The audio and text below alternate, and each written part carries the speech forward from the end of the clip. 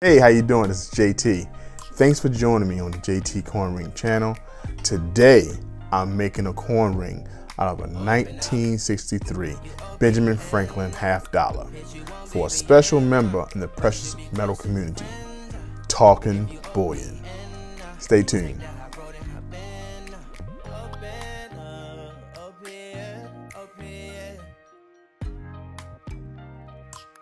Hey, hold on for a second. Before I start, consider being a subscriber to the channel. Like the video, leave a comment below, and then subscribe to the channel for more content like this. I welcome you to the family.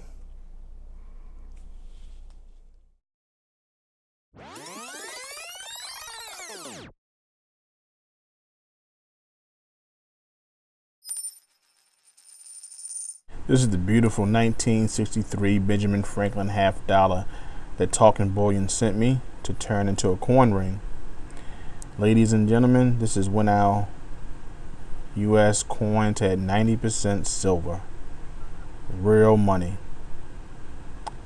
Now our Benjamin Franklin $100 bills are just paper. What would Ben think of that?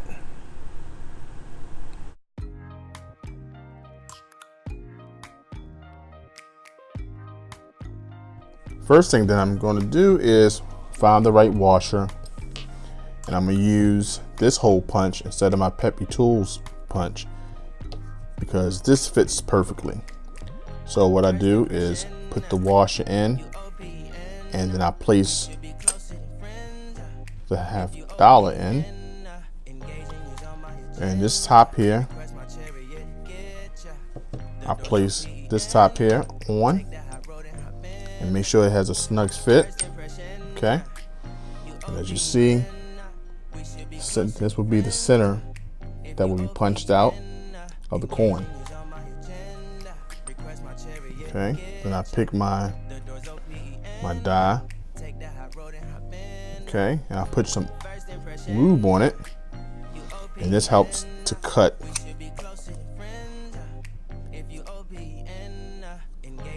Okay, put a little bit here,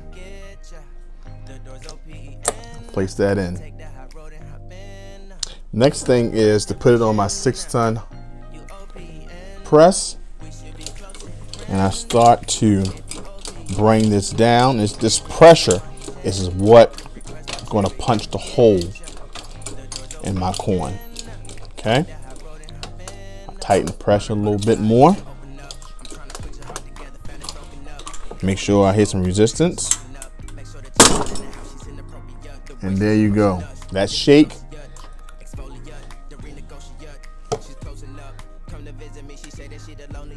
All right, since that is done. Voila. Now that's the hole. And that is the center. And all I do is take my mallet.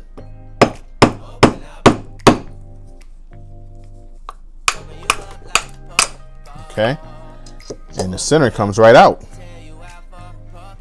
Okay, and then I want to take the punch out of the coin. It doesn't damage the coin. And then we have a perfect hole in the center. And we also keep the 1963. And I go on to the next step. The next step is for me to find the right reducing die to place my $half in. So what I want to do is make sure it's snugged. As you see, this won't fit. So what I do is pick the next die up. And like I said, I want the 1963 to show. I place that in. Got a nice fit there. Make sure that it's straight and it's flush. This step here is the folding. This little cone here is called starting cone. I place that in the center. And what this does is start to bend the coin to a cone shape. I'm gonna place that on my 6-ton harbor press, and I'm gonna start the process of folding the coin.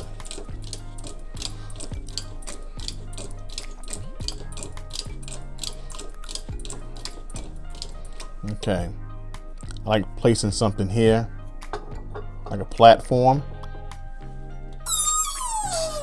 There you go, release a little pressure so I don't have to do a lot of flexion here. And what this does is start to bend the coin. It's called a starter cone for a reason. You don't want to cause any cracks or any damage to the coin. So I want a small hole to allow me to start to cone the coin. Okay, and this is a feel. I go by feel because you don't want to do too much because you will damage. Okay, I feel that that's enough. I release the pressure, and as you see, it started to cone. Okay, I drastically changed, but the 1963 is still intact. The next step, because I did start to have this a cone shape, as you see, it's wrapping around the small cone. I still have some folding to do. So what we use is the all-purpose cone, and the whole purpose of this is making sure that this coin touches, the lip of the coin touches this cone.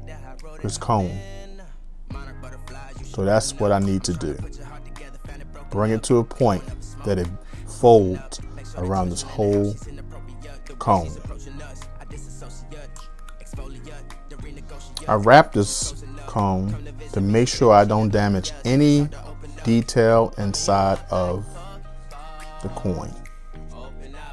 You want to make sure that you protect all the detail because that's what the customer wants to see. You want to see the detail that this used to be a regular coin. So this is what I do. I take some plumbing tape and I wrap it around like so. I use a lot of plumbing tape. So there I go. I have mine. Here, nice and steady. Make sure it doesn't move. And I want to start bringing it down nice and slow. I don't want to rip the coin. Just want to make sure it folds completely around my cone. Nice and slow. Okay, once you believe you got that achieved, you release it.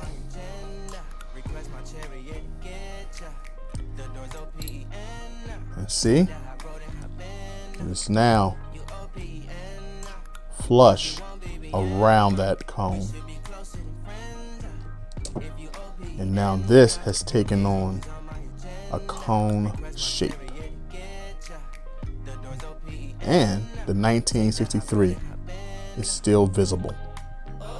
Okay, on to the next step.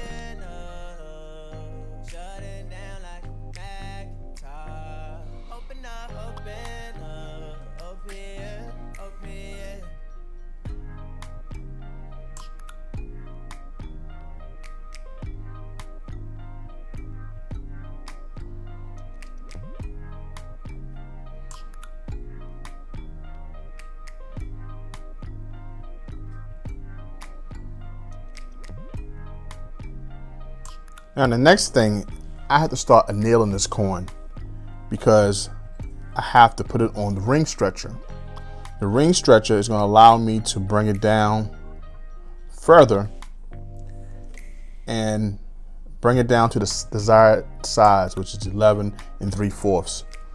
But I have to make sure that the lips of this coin touches completely this mandrel. So in order to do that, you don't want to take any chance. You want to heat the coin up, and that's what I'm gonna do next. I'm gonna use fire.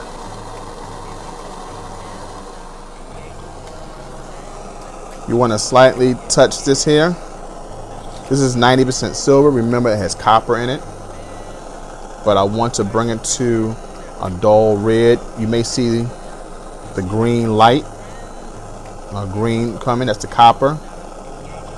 Just enough to heat it up to make it malleable and able for me to bend. A non-ferrous metal, so unlike steel, it won't harden when I do it in the next step, which is quench it in cold water.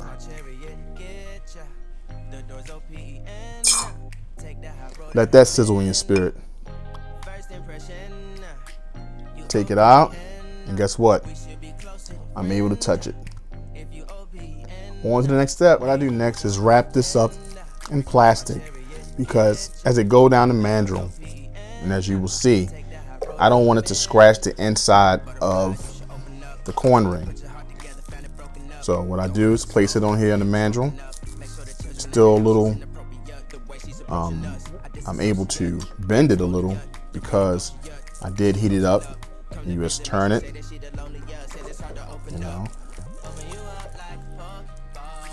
like so. Okay. Take a little bit of this plastic off so it'll stop sliding. What you want to do is just give it a nice rotation here and bend it slightly, because what you don't want to do is split the coin by being too aggressive. When you start to feel the coin get a little hard to move, you want to anneal it again. So what I do is nice little turns. Okay. Bring it down, and you start to see the ring form slowly. Rotate, turn. Now I could press a little bit more, but like I said, I don't want to be too aggressive, because coins are not meant to be coin rings. So in the making of a coin, you have thin parts of the coin and thick parts, and you never know which side is going to rip. So I'm real careful on feeling the coin and making sure I rotate to bend all sides even. Believe me, I destroyed many coins my day. Just to show you a few. Okay.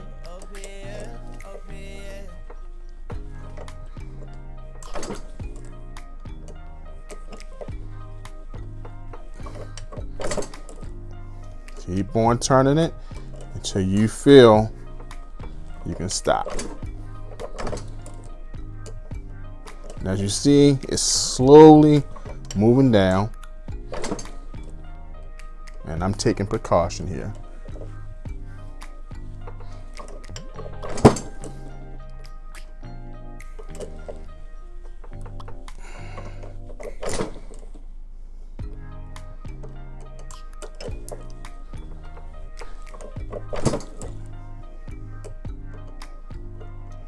Here we go.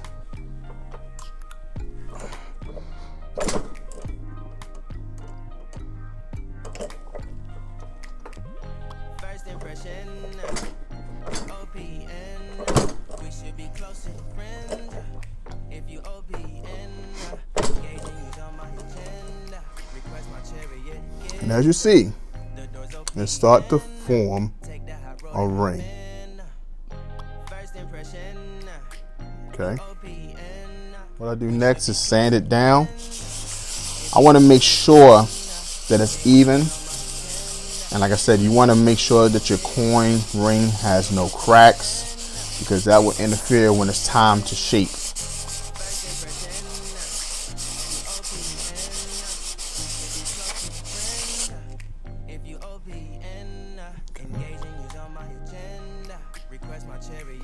Right now, this size is a 15. So it's now time to bring it down to the size I need. Okay? But as you see, it's now a ring, but now I have to shape it. All right, so stay tuned. So far, the progress on the coin ring is that it has a little wonk, and that is to be expected because, like I said, coins are not meant to be turned into rings. So when you shape them, sometimes there's an uneven portion. So you see right here, the neck of Franklin and God We Trust area, you'll see that it's kind of thick. And also you see a little bulge around underneath the God. So what I have to do is work on making sure that I even this out. So that's what I'll be doing from this point on, making sure that I shape this and give it more of a ring feel. Here I have like 2 Swedish dies. I have one from Coin Ring USA, and the second one here I believe is from Jason Works. These are Swedish dies, and what you do with these is you want to shape the ring. I want to bring it down to a certain size, so I will put it in here and I will push it down until I get the required size, and this will even out the walls. That would be my first step. But what I have to do first is anneal the coin and wrap it up in some plumbing tape.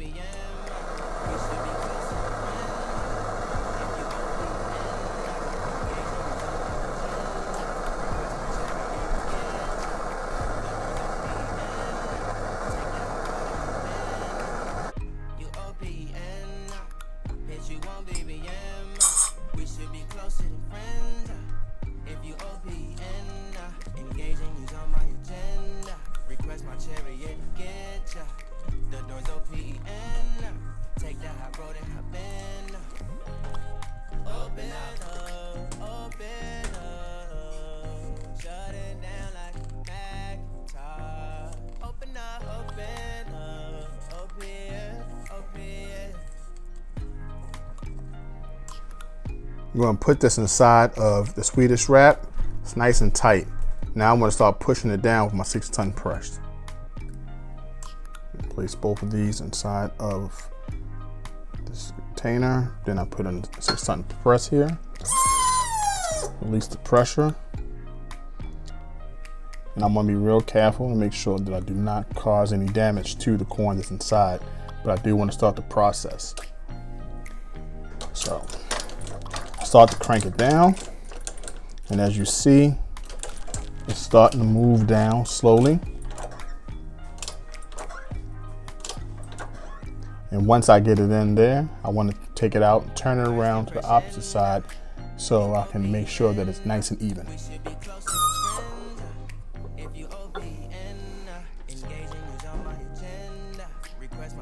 Okay, now that the coin ring has a little shape here, I want to switch it around the opposite way and push it down as well.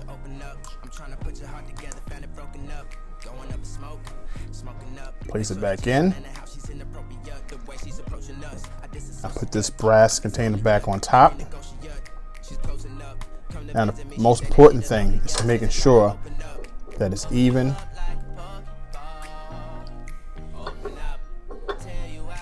So let me do that. This coin ring needed surgery. I couldn't show all the process on film because it's just so bad. I had to get rid of the wonk, so it had to go under operation. But I think I saved it. I think I saved the coin ring.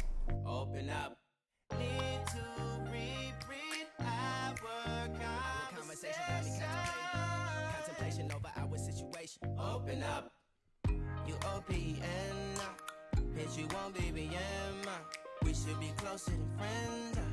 If you OPN, engaging you's on my agenda. Request my chariot to get ya. The door's OPN. Take the high road and hop in. Open up, open up. Shut it down like a Macintosh. Open up, open up. OPN, OPN. Call that open up.